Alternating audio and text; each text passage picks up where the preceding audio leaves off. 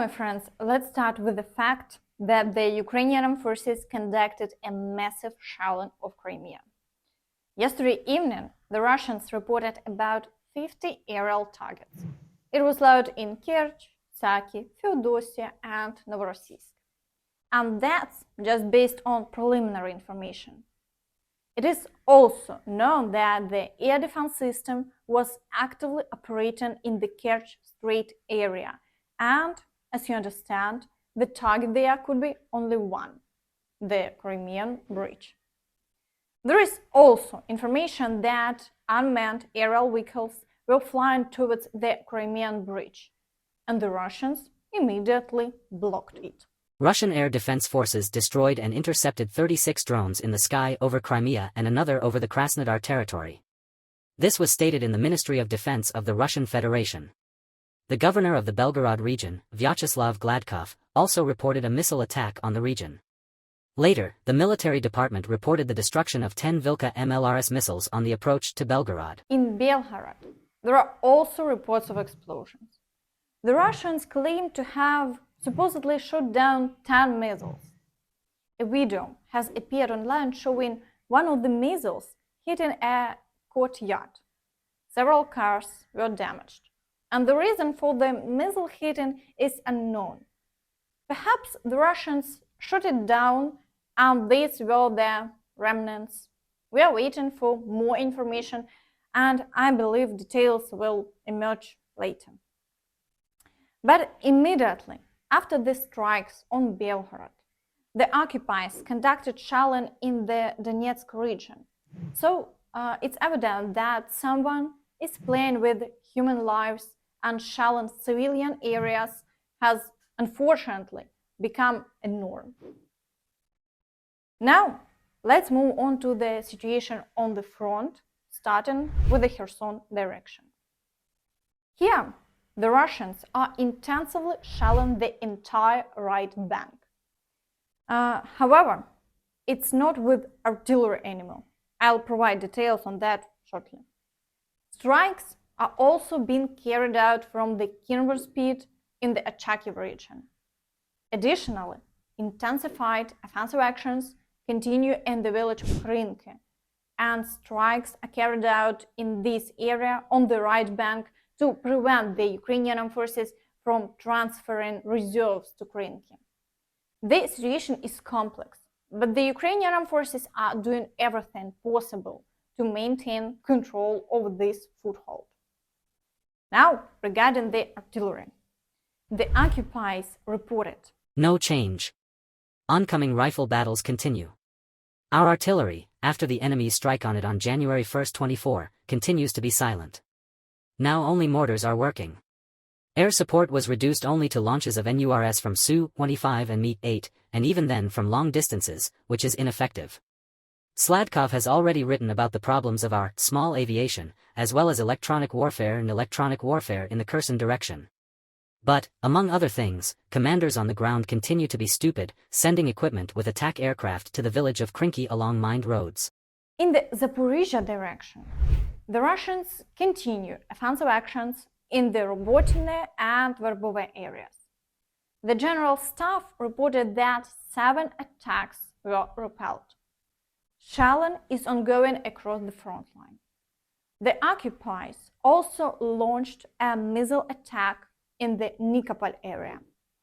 It is reported that the Russians deployed 8 explosive drones and artillery, resulting in significant damage and several captured individuals. In the Vuhledar direction, the situation remains unchanged. There is ongoing shelling along the front line, but no new offensive actions are reported. The front line remains unchanged. Also, yesterday evening, there were reports of explosions in Berestove. Details are not available yet. In the Avdiivka direction, intense battles continue in the Avdiivka, Svatove, and coke and chemical plant areas. The Russian activation is at its maximum, with 23 attacks repelled in a day.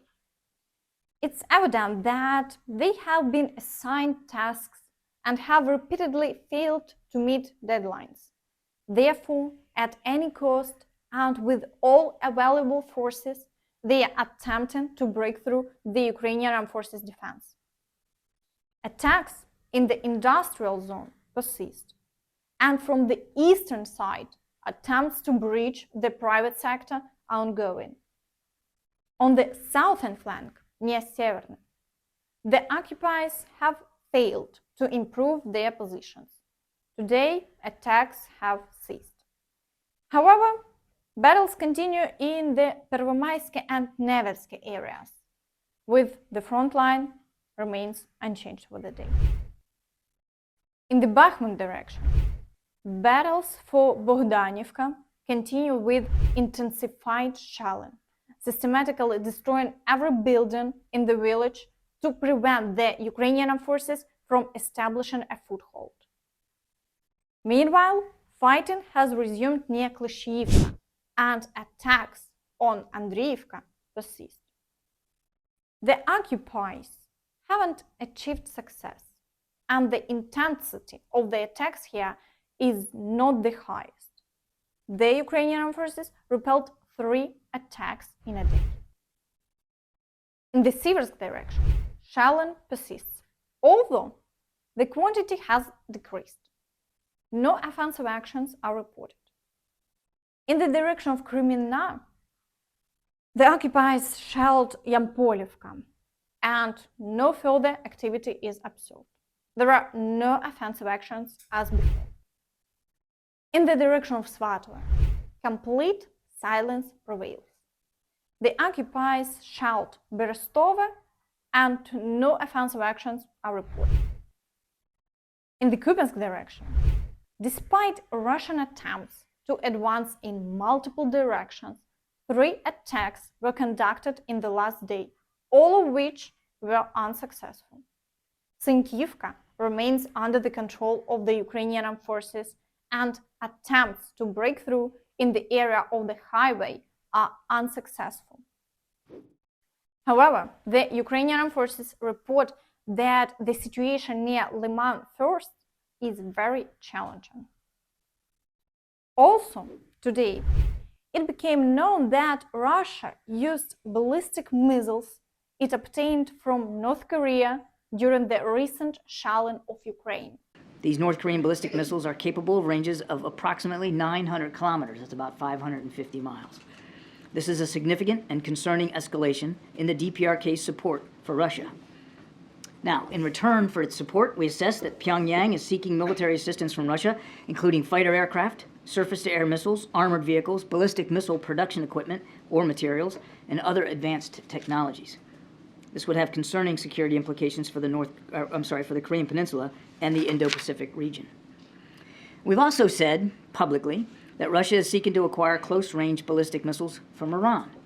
At this time, we do not believe that Iran has delivered close-range ballistic missiles to Russia. However, the United States is concerned that Russian negotiations to acquire close-range ballistic missiles from Iran are actively advancing. It seems that Russia is supported by both China and North Korea. Despite this, Ukraine remains resilient and continues its path to victory.